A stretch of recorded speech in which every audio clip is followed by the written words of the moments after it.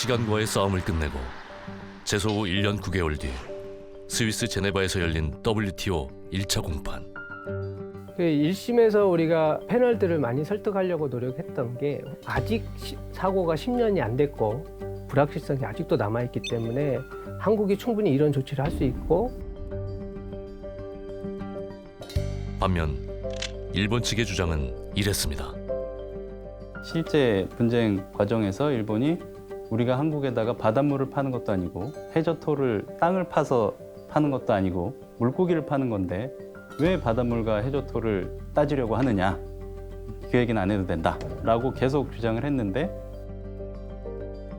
저희들이 이제 계속 얘기를 했던 부분은 후쿠시마 원전은 사고가 나고 나서 아직도 진행이 되고 있다. 계속 이제 물을 부어서 오염수가 계속 발생이 되고 있고,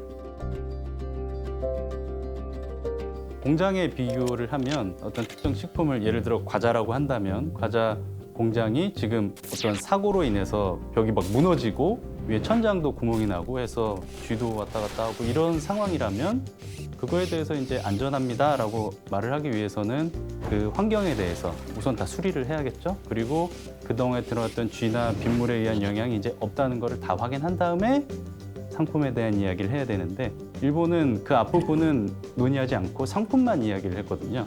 그래서 데이터만 가지고 이야기를 하다 보니까 그 프레임을 아예 그렇게 가져간 겁니다. 그래서 그거를 뒤집기 굉장히 힘들었죠. 양측 모두의 의견을 들은 1심 패널 판정단. 여기에 덧붙여진 전문가들의 의견. 이미 주사위는 던져진 상황이었습니다. 딱 전문가 회의에서 봤을 땐 그냥 3대7로 싸우는 기분이었어요. 그 전문가들의 의견은 사실관계에 굉장히 큰 영향을 미쳤다고 볼 수 있습니다. 일본 쪽의 의견을 들어주는 쪽으로 과학자들의 의견이 많이 진술된 것은 사실입니다. 그 전문가분들은 한국의 주장은 흥미롭다. 하지만 식품의 안전에 영향을 미칠 정도는 아니다라는 거, 일관된 전문가들의 반응이었습니다. 물고기를 먹지 흙이나 뭐 바닷물 먹지 않는다, 이제 그럴 때 얘기가 나왔던 거고요. 제가 개인적으로 받은 인상은 일본의 인적 네트워크가 굉장히 강하구나. 이분들이 그동안 이제 일본과 연구를 많이 하고 일본의 펀딩을 받은 적도 있고 이제 그런 분들이고, 전문가들이 이제 일본 편을 들어주면서 패널이 흔들렸던 것 같아요. 흔들려가지고. 자료와 증거를 바탕으로 사실만 보는 1심에서 방사능의 위험성을 증명하기에는 쉽지 않았던 우리나라. 그럴 수밖에 없었던 이유는 특히 후쿠시마 원전 사고 같은 경우는 해양 방출 원전 사고예요. 그 체르노빌 사건 같은 경우에는 지상의 사고인 반면 이건 해양에 그 오염수가 유출된 거였거든요. 그래서 이전에 과거의 자료 같은 경우에는 그런 토양 오염을 기초로 방사능 연구가 되어 있어요. 그에 반면 해양에 오염된 방사능에 대한 연구는 여전히 부족했거든요. 그리고 사고가 발생한 나라가 일본이다 보니까 일본 측이 자료를 대부분 다 가지고 있는 거는 뭐 명백한 거고요. 그러다 보니까는 우리 쪽에서는 그 많은 자료를 공격하는 자료밖에는 가지고 있을 수밖에 없거든요. 해양 방사능 안전성 관련 자료가 압도적으로 많았던 일본에 비해 유례없던 해양 원전 사고로 턱없이 부족했던 해양 방사능 위험성 관련 자료들. 노력 여부를 따지기 전에 출발선상부터 다른 싸움이었습니다. 그로부터 1년 뒤 한국이 후쿠시마 수산물 수입 금지 분쟁에서 일본에 패소했습니다.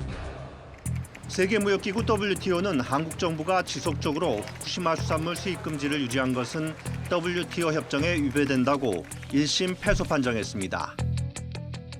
1심에서 치열한 공방이 오갔지만 결국 일본의 손을 들어준 WTO.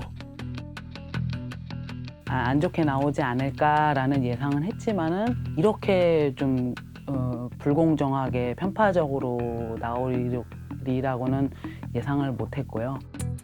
1심 판결문입니다. 일본 식품의 방사능 수치가 다른 나라와 비슷한데 수입 금지를 한 건 차별이며 기존 검사로도 한국의 기준치에 부합하는데 추가 검사를 요구한 것은 무역 제한이라는 거죠. 항소와 상소로 가는 거는 저에게 당연한 길이었고요. 물론 객관적인 상황은 어려웠지만 저에게 반드시 필요한 사안이기 때문에 당연히 끝까지 가는 싸움이었기 때문에 저희가 처음에 1심을 준비할 때도 가장 주안점을 두었던 게 만약에 이제 우리가 지게 되면 2심 때 어떻게 반격을 하자